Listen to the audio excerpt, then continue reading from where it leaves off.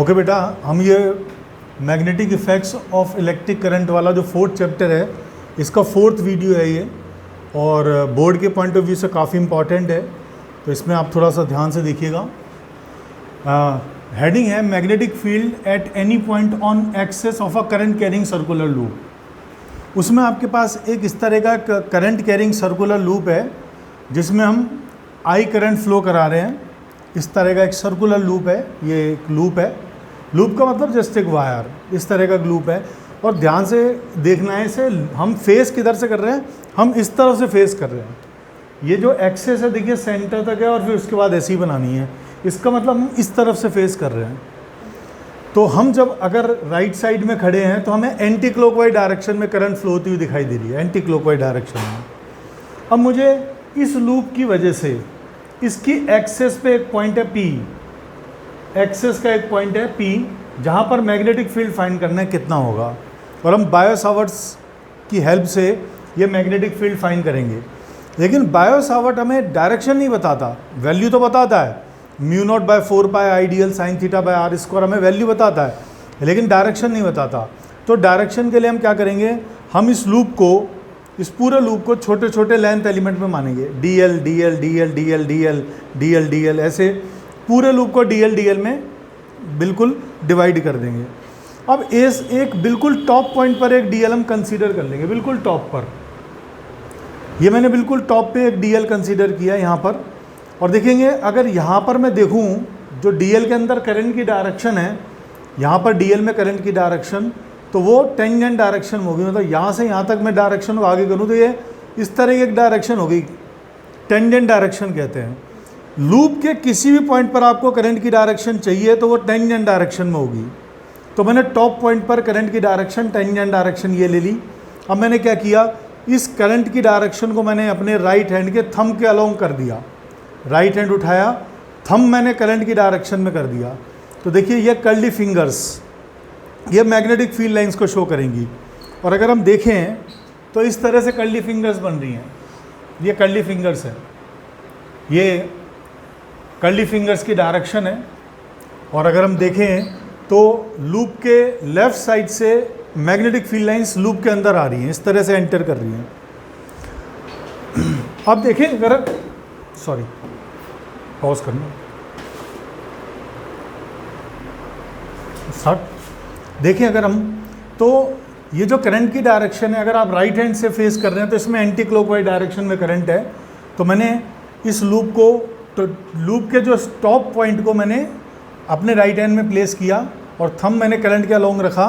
तो curly fingers देखिए left से राइट की तरफ इस तरह से एंटर हो रही हैं। इन सारी curly finger magnetic field lines को रिप्रेजेंट कर रही हैं। कर्ली फिंगर्स किसको रिप्रेजेंट कर रही हैं, मैग्नेटिक फील्ड लाइंस को। तो ये मैग्नेटिक फील्ड लाइंस हैं, किसके चारों तरफ हैं, ये करंट कैरिंग लेंथ एलिमेंट, जो आपने टॉप पर करंट कैरिंग लेंथ एलिमेंट लिया है उसके चारों तरफ मैग्नेटिक फील्ड लाइंस हैं। और इन सारी मैग्नेटिक फील्ड लाइंस का सेंटर खुद करंट कैरिंग लूप है, ये इसका सेंटर है। अब मैं क्या करूँगा, इन मैग्नेटिक फील्ड लाइंस को पॉइंट P तक लेके जाऊँगा, क्योंकि मुझे पॉइंट P पे मैग्नेटिक फील्ड की डायरेक्शन पहले बतानी है। जब तक मुझे P पॉइंट पर मैग्नेटिक फील्ड की डायरेक्शन पता नहीं लगेगी मैं वैल्यू कैलकुलेट नहीं कर सकता। तो मैं कर्ली फिंगर्स को मैग्नेटिक फील्ड लाइन तक ले गया, देखते इसको घुमाते रहे, इसी डायरेक्शन में हम घुमाते रहे, ऐसे घुमाया, और हम मैग्नेटिक फील्ड लाइंस को P पॉइंट पे ले गए, ये पॉइंट P है। और अगर हम देखें तो यह अपनी ये मैग्नेटिक फील्ड लाइंस का जो सेंटर है वो ये है। इस मैग्नेटिक फील्ड लाइन जिसकी रेडियस में मान लेता हूँ फिलहाल R है, ये R रेडियस है, और ये मैग्नेटिक फील्ड लाइंस P से पास हो रही है। और हमें पता है अगर आप मैग्नेटिक फील्ड लाइंस बना लो और मैग्नेटिक फील्ड लाइन के किसी भी पॉइंट पे आप टेंजेंट बनाओ तो वो टेंजेंट हमें मैग्नेटिक फील्ड की डायरेक्शन बताता है। तो ये हमारे पास एक थ्योरम है कि अगर आपके पास कोई भी मैग्नेटिक फील्ड लाइन है और मैग्नेटिक फील्ड लाइन के किसी भी पॉइंट पे हम टेंजेंट ड्रॉ करें, टेंजेंट, तो वो टेंजेंट हमें उस पर्टिकुलर पॉइंट पर मैग्नेटिक फील्ड की डायरेक्शन बताएगा। तो हमें मैग्नेटिक फील्ड की डायरेक्शन पता करने के लिए इस तरह से सर्कुलर लूप्स बनाने पड़ेंगे। ये circular loop magnetic field lines हैं। तो हमें ये समझ में आ गया कि अगर आपके पास किसी भी करंट कैरिंग लूप की वजह से किसी पॉइंट पर आपको मैग्नेटिक फील्ड चाहिए तो सबसे पहले इस पॉइंट पर मैग्नेटिक फील्ड की डायरेक्शन के लिए राइट हैंड थंब रूल लगाना पड़ेगा। मतलब लूप को छोटे छोटे लेंथ एलिमेंट में डिवाइड करना पड़ेगा, लेंथ एलिमेंट में करंट की डायरेक्शन में थंब रखना पड़ेगा और curly fingers magnetic field lines बनाएंगी। उन मैग्नेटिक फील्ड लाइंस को पी पॉइंट तक लेके जाएंगे और वहाँ पे टेंजेंट बनाएंगे, तो वो हमको मैग्नेटिक फील्ड बताएगा। सिंस ये जो डायरेक्शन ऑफ मैग्नेटिक फील्ड है ये हमने कैसे बनाई है, मैग्नेटिक फील्ड लाइन पे टेंजेंट खींच के। और हमें पता है किसी भी सर्किल की रेडियस, ये सर्किल की रेडियस थी और टेंजेंट के बीच में 90 डिग्री का एंगल होता है, ये साफ साफ नज़र आ रहा है। अब जैसे मैंने इस टॉप पॉइंट के लिए मैग्नेटिक फील्ड लाइन बनाई, मैंने क्या किया, आपके पास ये लूप था, बिल्कुल टॉप पॉइंट पर करंट की डायरेक्शन ऐसे टेंजेंट थी, और अगर मैं उसको घुमाता जाऊँ तो नीचे बॉटम वाले पॉइंट पर जो करंट की डायरेक्शन आएगी वो इस तरफ आ जाएगी। टॉप पॉइंट पर करंट की डायरेक्शन इधर आएगी तो बॉटम वाले पॉइंट पर इधर आएगी। अगर मैं बॉटम वाली डायरेक्शन को कंसीडर करूँ, यहाँ पर इस डायरेक्शन को कंसीडर करूँ और अपना थंब इसके अलोंग रखूँ, तो अगेन मुझे मिलेगा कि मैग्नेटिक फील्ड लाइन, देखिए अगर मैं इसके अलोंग रखता हूँ तो magnetic field lines again left से राइट की तरफ एंटर हो रही हैं, ये हम साफ साफ देख सकते हैं। अब सेम बिल्कुल मैग्नेटिक फील्ड लाइंस को एक्सटेंड करता जाऊँगा, उसे पी पॉइंट तक लाऊँगा, तो मैग्नेटिक फील्ड की डायरेक्शन इसकी वजह से यहाँ पर इधर की तरफ आ जाएगी। और ये जो दोनों लूप है, एक टॉप पॉइंट पे लूप लिया है, एक बॉटम पॉइंट पे लूप लिया है, यहाँ से पॉइंट P और यहाँ से पॉइंट P दोनों की डिस्टेंस सेम है, तो इसकी वजह से जो मैग्नेटिक फील्ड होगा और इसकी वजह से जो मैग्नेटिक फील्ड होगा उनकी वैल्यू बिल्कुल सेम होगी, डायरेक्शन अलग अलग होगी। तो मैं एक काम करता हूँ, यहाँ पर मैं इसको वेक्टर हटा देता हूँ, क्योंकि वेक्टर का मतलब फिर कंफर्म हो जाएगा कि एक ही डायरेक्शन है। तो ये इस पॉइंट, इस एलिमेंट की वजह से मैग्नेटिक फील्ड इधर आ जाएगा, इस एलिमेंट की वजह से मैग्नेटिक फील्ड इधर आ जाएगा। हमने क्या किया, दो मैग्नेटिक फील्ड ये और ये दो पेयर ले लिए, एक टॉप वाला एक बॉटम वाला। अब इन दोनों को अगर हम कंसीडर करें, इसको रिजॉल्व कर लें, तो इसका इस डायरेक्शन में कंपोनेंट, लेट ये एंगल मैंने थीटा मान लिया, आप ये एंगल थीटा मान सकते हैं, तो मैग्नेटिक फील्ड का ये कंपोनेंट आएगा बी कॉस थीटा, मैं बी ले लेता हूँ, और ये भी मैग्नेटिक फील्ड बी है, इसका इधर कंपोनेंट सेम आ जाएगा बी कॉस थीटा। इसको भी रिजॉल्व कर लिया, मतलब इसका कंपोनेंट ले लिया, ये भी बी कॉस थीटा आ गया हमारा, और इसका इधर कंपोनेंट आ गया बी साइन थीटा। सिमिलरली इसका इधर कंपोनेंट आ गया बी साइन थीटा। अब हम देखेंगे इसका ये कंपोनेंट और इसका ये कंपोनेंट अपोजिट है, तो एक दूसरे के इफेक्ट को कैंसिल कर देंगे और इनके दोनों कंपोनेंट सेम डायरेक्शन में होने की वजह से एडअप हो जाएंगे। तो जैसे आपने इसका डायमेट्रिकली अपोजिट पेयर ये लिया है, ऐसे इसका डायमेट्रिकली अपोजिट पेयर ये ले लेंगे, इसका डायमेट्रिकली अपोजिट पेयर ये ले लेंगे। तो सबका जब हम देखेंगे, इंक्लूड करेंगे, इसका इसके साथ पेयर बना लिया, इसका इसके साथ पेयर बना लिया, इसका इसके साथ पेयर बना लिया, और इन सब का अगर नेट मैग्नेटिक फील्ड देखेंगे तो वो एक्सेस के अलोंग बाहर की तरफ आ जाएगा। नेट मैग्नेटिक फील्ड हमें पता लग जाएगा पूरे करंट कैरिंग लूप की वजह से, जो नेट डायरेक्शन आएगी मैग्नेटिक फील्ड की वो एक्सेस के अलोंग आउटवर्ड्स आएगी। ये इसकी एक्सेस है जो सेंटर से पास हो रही है, तो एक्सेस के अलोंग बाहर की तरफ ये मैग्नेटिक फील्ड आ जाएगा। देखिए हमें जो टॉप एलिमेंट है उसकी वजह से एक्सेस में मैग्नेटिक फील्ड हमें पता लग गया, एक्सेस के अलोंग आ रहा है। इसका डायमेट्रिकल अपोजिट का भी इधर ही है, इसका भी इधर इफेक्ट बचेगा, इसका भी इधर बचेगा, इसका इसके साथ पेयर बना लिया, इसका इससे बना लिया, इसका इससे बना लिया, इसका डायमेट्रिकली अपोजिट सबके पेयर बना लिए। तो हमने देखा कि net direction of magnetic field axis के अलोंग आ गया।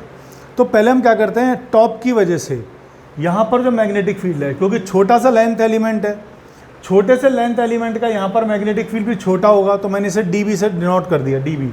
और इसका इस डायरेक्शन में कंपोनेंट लेंगे, ये एंगल थीटा है तो dB का इधर कंपोनेंट आ गया dB cos थीटा। सबके dB cos थीटा इधर ही जुड़ जाएंगे, ये सबके, जैसे एक एलिमेंट इसका मैंने dB cos थीटा निकाला है, इसका भी dB cos थीटा आएगा, इसका भी dB cos थीटा आएगा, इसका भी dB cos थीटा आएगा, सबके dB cos थीटा को ऐड कर देंगे तो नेट मैग्नेटिक फील्ड आ जाएगा। अब dB इस लेंथ एलिमेंट की वजह से, इस लेंथ एलिमेंट की वजह से यहाँ पर मैग्नेटिक फील्ड इसकी वजह से, तो मैंने इसे ज्वाइन कर दिया, ये डिस्टेंस है इनके बीच में।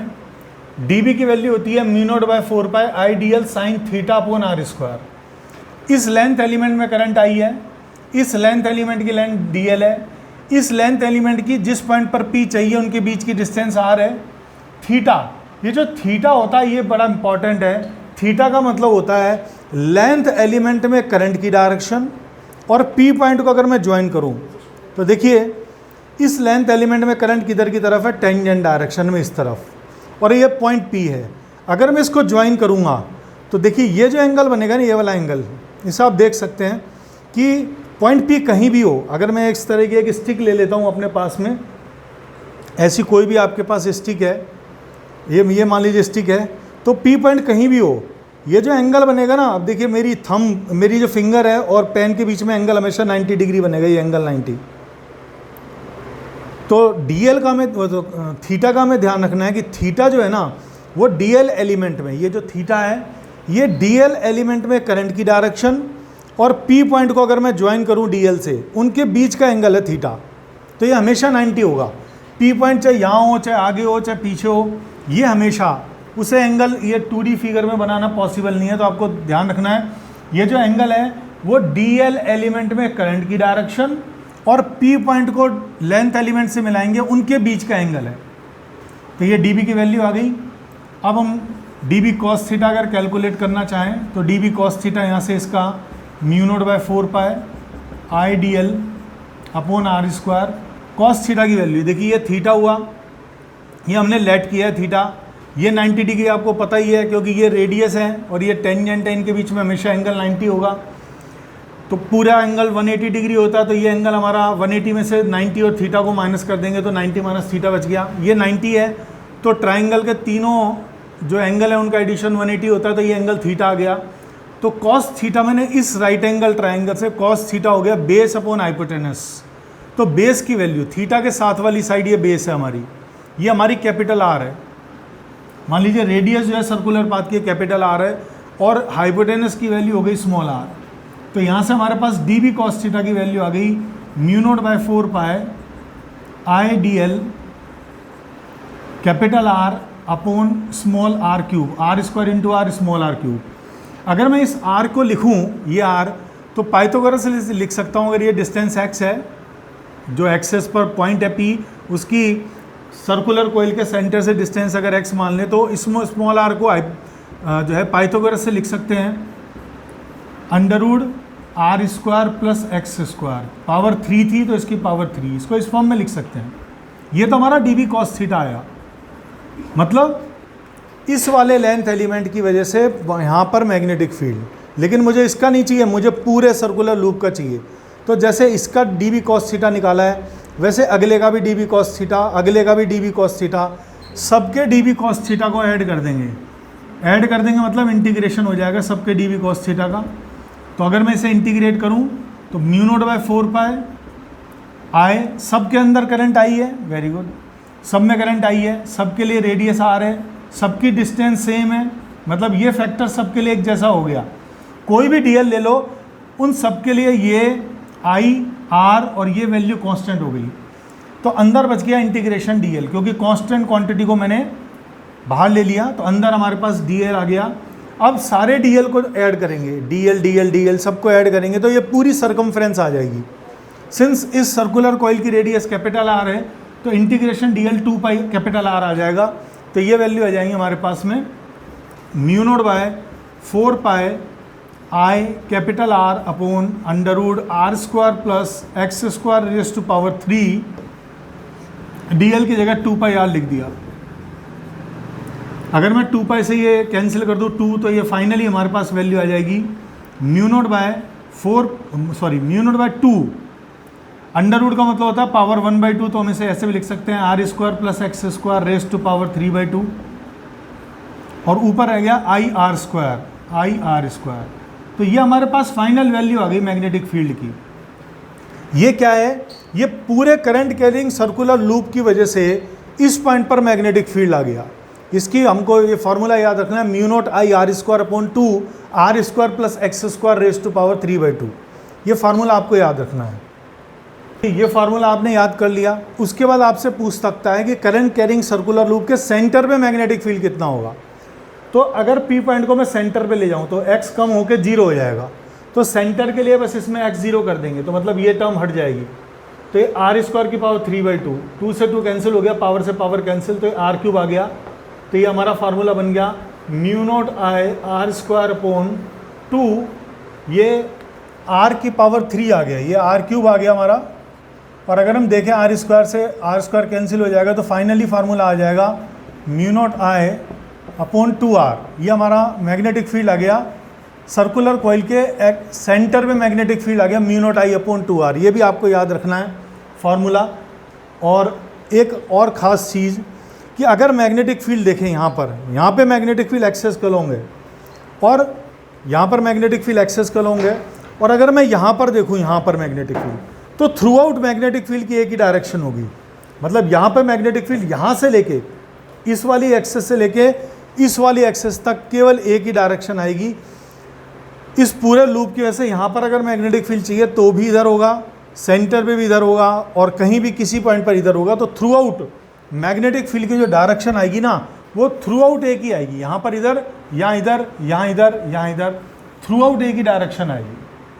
So hopefully you enjoyed the video. Thank you.